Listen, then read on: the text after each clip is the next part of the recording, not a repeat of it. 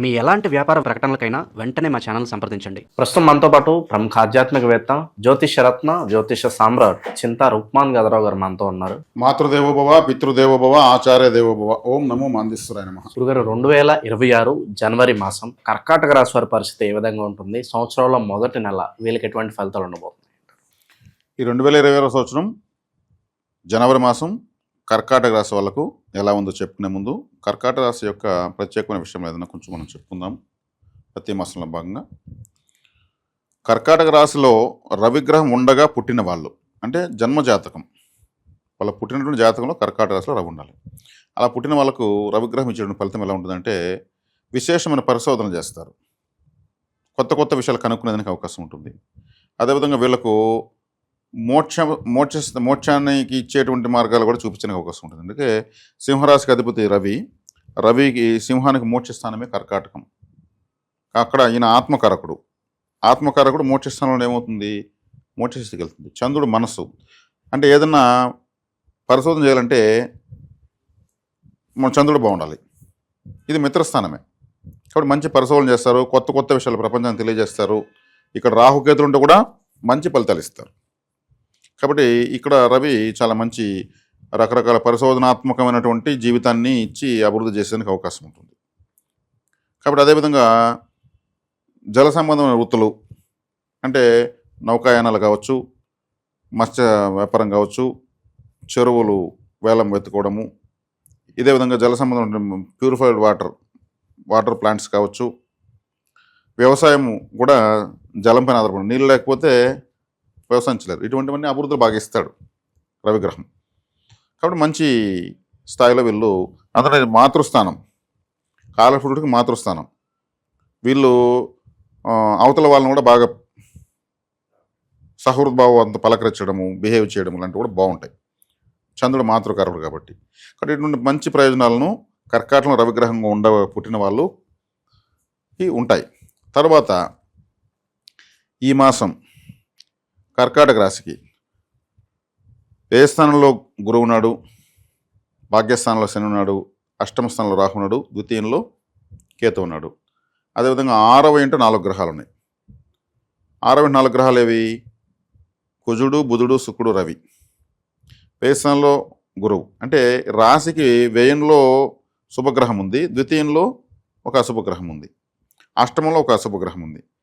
ఇక్కడ చూసుకొని గమనించుకోవాల్సిన విషయం ఏమంటే ఒక విధమైనటువంటి పాపార్గలం ఉందా అనిపిస్తుంది. గురువు వ్యయంలో పడిపోయాడు. ఈ రాశిలో ఉచ్చస్థితి పడే గ్రహం వ్యయంలో పడింది, ద్వితీయంలో ఒక శుభగ్రహం ఉంది, పాపగ్రహం ఉంది. అంటే ఏదైనా సరే ఇప్పుడు ఒక గ్రహానికి అటు ఇటు 2 శుభగ్రహం అంటే శుభార్గలము, అటు ఇటు 2 పాపగ్రహం అంటే పాపార్గలము. కానీ గురువు శుభగ్రహమే కానీ వ్యయంలో ఉన్నాడు, ఫలితాన్ని ఆశించని తెగిలాడు. 6వ ఇంట్లో 4 గ్రహాలు ఉన్నాయి. 6వ ఇంట్లో 4 గ్రహాలు ఉన్నప్పుడు ఏమవుతుంది? 6వ స్థానం అంటే శత్రు రోగ రుణస్థానము. అక్కడ 6లో రవి మంచోడే, 6లో కుజుడు మంచోడే, కానీ బుధ శుక్రులు మంచోళ్ళు కాదు. అంటే శుభాశుభ మిశ్రమంగా ఉందని చెప్పచ్చు. ఈ జనవరి 12 నుంచి 17 తారీఖుల్లో వీళ్ళు సప్తమంలోకి వస్తారు. అందరూ రాశిని చూస్తారు, ఫలితాలు అప్పుడు బాగుంటాయి. అష్టమంలో రాహు మంచోడు కాదు. సింహరాశికైనా కర్కాటక రాశికైనా రాహుకేతులు ఎప్పుడు ఏదో ఒక ఇబ్బంది పెట్టే విధంగానే ఉంటారు. గ్రహణాలు వాళ్ళతోనే వస్తాయి కాబట్టి ఇక్కడ జనవరి 12వ తారీఖు నుంచి మార్పులు వీళ్ళకు బాగా వేగంగా పెరుగుతాయి. వీళ్ళకు స్థిరత్వం తక్కువ మామూలుగా, ఎందుకంటే స్థిరత్వం తక్కువ మార్పులు ఎక్కువ ఉంది. ఎందుకంటే చంద్రగ్రహము వేగంగా మారిపోతుంది. పూర్ణచంద్రుడు, క్షీణచంద్రుడు అలాగే ఉంటుంది. వీళ్ళకు కూడా డౌట్లు ఎక్కువ ఉంటాయి. డౌట్స్ క్లారిఫై చేసుకుని పోతూ ఉంటారు. వృత్తి వ్యాపారాలు ఏ విధంగా ఉంటాయి వీళ్ళకి? వృత్తికారకుడు శనేశ్వరుడు భాగ్యంలో ఉన్నాడు. వృత్తి స్థానాధిపతి కుజుడు వీళ్ళకి 6, 7 ఇంట్ల మీదకి వస్తున్నాడు. కాబట్టి ఎక్కువగా శ్రమతో కూడుకున్నటువంటి ప్రయత్నాలతో వీళ్ళకు సక్సెస్ అవుతుంది. అదేవిధంగా మేము కర్కాటక రాశి వాళ్ళకి ఎప్పుడు వృత్తి సమస్య ఉంటుంది, పదవి సమస్య కూడా ఉంటుంది. పదవి సమస్య అంటే శ్రీరాముడు కర్కాటక రాశి, కర్కాటక లగ్నం, ఆయన పదవి సమస్య అయింది. కర్కాటక రాశి వాళ్ళకు చేసే వృత్తిలో ఏదో ఒక సమస్య ఉండనే ఉంటుంది. వీళ్ళు కష్టపడతారు కానీ ఆ తగ్గ పొజిషన్ రాకపోవడము ఇలాంటివి అనుకోవచ్చు. అత్తగారిల్లు వీళ్ళకి చాలా వీక్. ఎప్పుడైనా సరే కర్కాటక రాశి వాళ్ళకు అత్తగారిల్లు అంటే భార్య వాళ్ళ ఇల్లు అని అర్థము. శుక్రుడు వీళ్ళకి బాధకాధిపతి. శుక్రుడు వల్ల వీళ్ళకి ప్రతి రాశికి ఒక గ్రహం వల్ల బాధ కలుగుతూ ఉంటుంది. వీళ్ళకి ఎవరి వల్ల కలుగుతుందంటే భార్య వల్ల, భార్య వాళ్ళ అమ్మ వల్ల, మరి అంతే రూల్ అది. దానికి ఇప్పటి నుంచి నేను చెప్తున్నటువంటి పరిహారాలను అర్థం చేసుకుంటూ స్టెప్ వేస్తే మంచిది. కాబట్టి కర్కాటక రాశిలో పుట్టిన వాళ్ళు వివాహం చేసుకుంటే సూర్యోదయానికి ముందే వివాహం చేసుకోవాలి. మొదటి రాత్రి పాల గ్లాసు భార్యతో తీసుకోకూడదు, పండ్ల రసం తీసుకోవాలి. భార్య అంటే శుక్రుడు, శుక్రుడు అంటే బాధకాధిపతి. పాలు అంటే చంద్రుడు, శుక్రుడు కూడా వస్తాడు పాలకి, కాబట్టి బాధపడాల్సి వస్తుంది. కాబట్టి పండ్ల రసం తీసుకోవాలి, సూర్యోదయం ముందు ముహూర్తం పెట్టుకోవాలి. పెళ్ళైన తర్వాత అత్తగారింటికి అడుగు పోకూడదు. అరే బాధకాధిపతి ఇంటికి వినట్టు లెక్క అవుతుంది. ఎప్పుడూ అవసరం నిమిత్తం పోవాలి, రావాలి. శ్రీరాముల వారికి భార్యతో బాధ వచ్చిందా? భార్య కూడా దూరమైంది కదా ఆయనకి, రాజ్యం దూరమైందా, 10వ స్థానం దూరం అయిపోయింది. బాధకాధిపతి భార్య వల్ల బాధపడ్డా? రావణాసురుడిపై యుద్ధానికి పోయిన కారణం బాధ అంతా కూడా భార్య గురించే కదా. కాబట్టి ఇలా ఉంటుంది. కాబట్టి మనము ఆయన లైవ్ ఎగ్జాంపుల్ తీసుకున్నాము. వీళ్ళకి ఇప్పుడు ఈ కాలం తగినట్టు పాల గ్లాస్ తీసుకోకూడదు, మొదటి రాత్రి అత్తగారింటికి ఎక్కువగా వెళ్ళకూడదు, సూర్యోదయానికి ముందు ముహూర్తం పెట్టుకోవాలి. దగ్గర మేనరికంలో పెళ్లి చేసుకోకూడదు. మరీ మేనత కూతుర్ని పెళ్లి చేసుకుంటే కూడా సమస్యలు ఎక్కువ అవుతాయి. ఇది కొంచెం కరెక్షన్ చేసుకోవాలి. ప్రస్తుతం నిరుద్యోగుల పరిస్థితి గురుగారు ఎంత సమయం పట్టొచ్చు అంటారు వీళ్ళకి? నిరుద్యోగుల పరిస్థితి అంటే ఇప్పుడు మనం నిరుద్యోగుల్ని గమనే ఉండండి 6 నెలలు అని చెప్పేది కరెక్ట్ కాదు, చేసుకుంటూ ఉండాలి. ఇప్పుడు చిన్నదో పెద్దదో ఏది దొరికితే తీసుకోవడం మంచిది. తీసుకొని శాలరీతో సంబంధం లేకుండా ఎక్స్పీరియన్సే శాలరీ అనుకుని పోతూ ఉండాలి. మంది ఉంటారు, నేను అదే చేస్తాను, ఆ జాబే చేస్తాను అని కూర్చుంటూ ఉంటారు, ఖాళీగా ఉంటారు. చాలా టైం వేస్ట్ అయిపోతుంది. టైం వేస్ట్ చేయకూడదు. దొరికిన దాన్ని పట్టుకోవాలి, దాన్ని చేసుకుని ఇంకోటి ట్రై చేసుకోవాలి, ఇంకా 4 గౌన్లు ట్రై చేసుకోవచ్చు. దానివల్ల ఎంతో కొంత లిక్విడ్ క్యాష్ వస్తుంది. తర్వాత మళ్ళీ వేరే ప్రయత్నించుకోవచ్చు. అలా చేసుకుంటూ రావడం వల్ల తొందరలో వీళ్ళకు గ్రస్తులు మారుతాయి. మారినప్పుడు కొంచెం బాగుంటుంది. దూర ప్రయాణాలు చేసేవాళ్ళకి ఏదన్నా సూచన ఉందా ఈ టైంలో? దూర ప్రయాణాలు కొంచెం కలిసి వస్తాయి వీళ్ళకు, ఎందుకంటే గురువు దూర ప్రయాణంలో ఉన్నాడు కాబట్టి దూరంగా వెళ్ళే కొద్దీ కొంచెం బాగుంటుంది. ఆర్థిక పరంగా ₹1 అప్పు చేయకుండా రోజులు అలా గడుస్తాయి అంటారా? పర్వాలేదు, నాకంటూ ₹1 నేను దాచుకోగలుగుతున్నాను అనే ఒక సాటిస్ఫాక్షన్ ఉంటుందంట. అప్పు అనేది ముప్పు కాదండి, అది మన అవసరాన్ని చేసుకొని దాన్ని ఎలా తీర్చుకోవాలో ప్లాన్ చేసుకొని మళ్ళీ అప్పు చేస్తే అప్పు అనేది అదృష్టంగా మారుతుంది. ఎప్పుడు కూడా అప్పు చేస్తున్నాం, ఎందుకు చేస్తున్నామో తెలియకుండా ఎలా తీర్చాలో ప్లానింగ్ లేకుండా చేస్తే దానంత ముప్పు ఇంకోటి ఉండదు. కాబట్టి ఇప్పుడు పెద్ద పెద్ద కార్పొరేట్ కంపెనీలు కూడా వేల కోట్ల అప్పులు చేస్తూ ఉంటారు. కంపల్సరీ అప్పు చేసి ప్రాజెక్ట్ చేస్తారు. డబ్బు వాళ్ళ దగ్గర ఉంటుంది కానీ అప్పే చేస్తారు. అప్పు చేసి దానికి రికవరీ చూపించుకొని ఆడిటింగ్లో కూడా చూపిస్తూ ఉంటారు, మాకు ఇన్ని అప్పులు ఉన్నాయి కంపెనీకి అని. కానీ అప్పును ప్రయోజనకరంగా తీసుకుంటే అది అదృష్టంగానే ఉంటుంది. ఎప్పుడు అసలు దేని చేస్తున్నామో తెలియకుండా, ఎలా తీర్చాలో తెలియకుండా చేస్తే ₹10 కానీ సమస్యగా మారుతుంది. కాబట్టి వీళ్ళకి 6వ ఇంట్లో 4 గ్రహాలు ఉన్నాయి అప్పు అనే స్థానంలో. ఆలోచించుకుని అప్పు చేసుకోవడం బెటరు. 7వ స్థానానికి వస్తున్నాయి. 6వ ఇంటుడు వ్యయంలో ఉన్నాడు. వీళ్ళు విదేశాల పోటీ అప్పు చేయొచ్చు, విదేశీ విద్యలకు అప్పు చేయొచ్చు, దూర ప్రాంత విద్యలకు అప్పు చేయొచ్చు.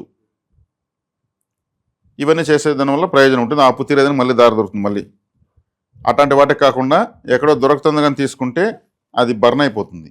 మళ్ళీ తీర్చేదానికి ఇన్కమ్ దొరకదు, అంటే సోర్స్ దొరకదు. సోర్స్ దొరకని పరిస్థితి ఏమి? కాబట్టి ఎడ్యుకేట్ చేసుకుని పోవడం బెటరు. 6వ స్థానంలో 4 గ్రహాలు ఉన్నాయి కాబట్టి ఒక ప్రాజెక్ట్ నిమిత్తం తీసుకుని దానిపైనే పెట్టి, దేని తీసుకుని దానిపైన పెట్టి చేయడం వల్ల సక్సెస్ కనిపిస్తుంది. ఇంకా కుటుంబ పరంగా, ప్రేమ అనురాగాల పరంగా ఓవరాల్గా ఫ్యామిలీ వాతావరణం పరిస్థితి ఏంటంటారు ప్రస్తుతానికి? ఇప్పుడు నేను కర్కాటక రాశి వాళ్ళంటే శ్రీరామచంద్రుడు అని చెప్పాను. ఆయన ఫ్యామిలీ వాతావరణం ఎలా ఉంది? పిల్లలు, భార్య, అన్నదమ్ములు, రాజ్యము అన్నీ దూరమని చాలా కేర్ఫుల్గా ఉండాలని అర్థం. వీళ్ళు స్థిరత్వం తన తక్కువ. కుటుంబ పరంగా ఏదో ఒక సమస్య, ఏదో ఒక బాధ్యత, వీళ్ళకి సంబంధించిన బాధ్యత మోసేటువంటి పరిస్థితి ఉంటుంది. కాబట్టి ఇప్పుడు నేను గోచారం చెప్తున్నాను. జన్మజాతంలో లగ్నం ఏది ఉంటుందో, దశ ఏది ఉంటుందో, భుక్తి ఏది ఉంటుందో, ఏ గ్రహం ఉచ్చస్థితి ఉందో, ఏ గ్రహం వర్గోత్తమాంశంలో ఉందో. కాబట్టి దీన్ని ఫిక్స్ అవ్వద్దండి, ఇది తాత్కాలికమే. దీన్ని నేను ఇంక్లూడింగ్ కొంత నాలెడ్జ్ ఇంక్లూడ్ చేసి చెప్తున్నాను. దీన్ని మాత్రం నాలెడ్జ్ తీసుకోండి. నేను చెప్తున్నవి 100% గ్యారంటీ లేదు. నేనే కాదు, ఏ పండితుడు చెప్పినా అదే చెప్తారు. గోచారం తాత్కాలికమైంది. ఇక ప్రస్తుత కాలం ప్రత్యేకంగా ఎటువంటి పరిహారాలు దైవారాధనలో ఉంటే విశేషంగా వీళ్ళకి ఇంకా కలిసి వస్తుంది అంటారు? వీళ్ళకు ద్వితీయాధిపతి రవి, ఫైనాన్స్, సూర్యోపాసన విశేషంగా చేసుకోవచ్చు. శివాలయానికి ఎక్కువ వెళ్ళచ్చు. రవిగ్రహానికి శక్తినిచ్చేది శివుడే. ఎందుకంటే ఆ నక్షత్రం కూడా వెనకాల ఆరుద్ర వెనక రాశిలో ఉంది కాబట్టి శివాలయానికి ఎక్కువ వెళ్ళొచ్చు, సూర్య నమస్కారాలు ఎక్కువ చేయొచ్చు. అరసవెల్లి తూర్పుగోదావరి జిల్లాలో శ్రీకాకుళం జిల్లాలో అరసవెల్లి సూర్యనారాయణ స్వామి టెంపుల్ ఉంది సూర్యునికి సంబంధించి. కోనార్కులో సూర్య దేవాలయం ఉంది. వీలుంటే వెళ్ళి రావచ్చు, లేదు సూర్యుడు డైరెక్ట్గా ప్రతిరోజు కనిపిస్తున్నాడు కదా, చేయొచ్చు. చేయడం వల్ల ఫైనాన్స్ జనరేట్ అవుతుంది. రవిగ్రహాన్ని ఎంత పట్టించుకుంటే వీళ్ళకి అంత ఫ్యూచర్ ఉంది, వెలుగులోకి వస్తారు.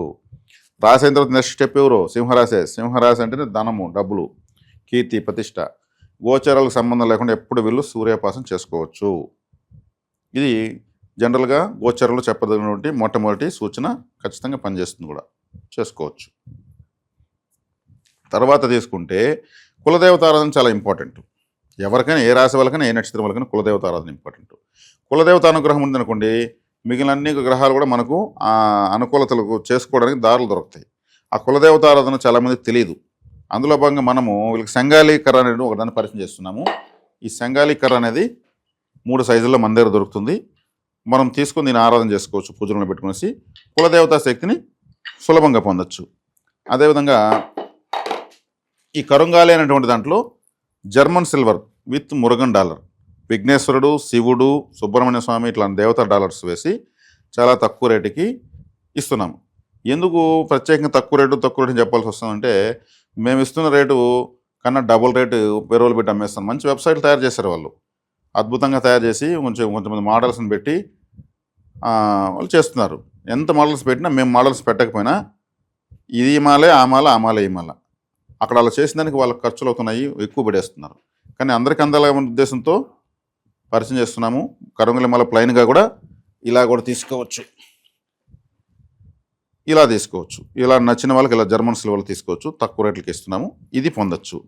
తర్వాత ఏరు సింగి అంటారు దీన్ని, ఇది కూడా మనమే పరిచయం చేస్తాం. ఇంకెవరిని ఇస్తున్నారేమో నాకైతే తెలియదు, కానీ దీనికి లేతగా పసుపు అక్కడక్కడ కుంకుమ పెట్టి సింహద్వారానికి బయట కానీ షాపుల్లో కానీ కట్టుకోవడం వల్ల, ఏరు సింగి అంటే డెవలప్ చేసేదని అర్థం, అంటే అభివృద్ధి చేయని అర్థం అనమాట. సింగి అంటే సింహం, అభివృద్ధి చేసే సింహం లాంటిది అనమాట. ఇది అడవుల్లో దొరుకుతున్న అరుదైన మూలిక. దీన్ని కూడా తక్కువ రేటుకి ఇస్తున్నాము, మన వాళ్ళకి ప్రయోజనం పొందవచ్చు. అంటే వ్యతిరేక శక్తులను దూరం చేస్తాయి. మనకు మంచి జరగాల్సిన చెడ్డ జరగకుండా ఆగిపోతే చాలు కదా, అటువంటి దాన్ని ఇది కంట్రోల్ చేస్తుంది. ఇది కింద వెబ్సైట్ ద్వారా కనుక్కొని తెప్పించుకోవచ్చు. ఓవరాల్గా ఈ రాశి వాళ్ళందరికీ జనవరి మాసం ఏ విధంగా ఉండబోతుంది, ఎటువంటి జాగ్రత్తలు తీసుకోవాలో చాలా మంచి విశ్లేషణ అందించారు. ధన్యవాదాలు. ధన్యవాదాలు.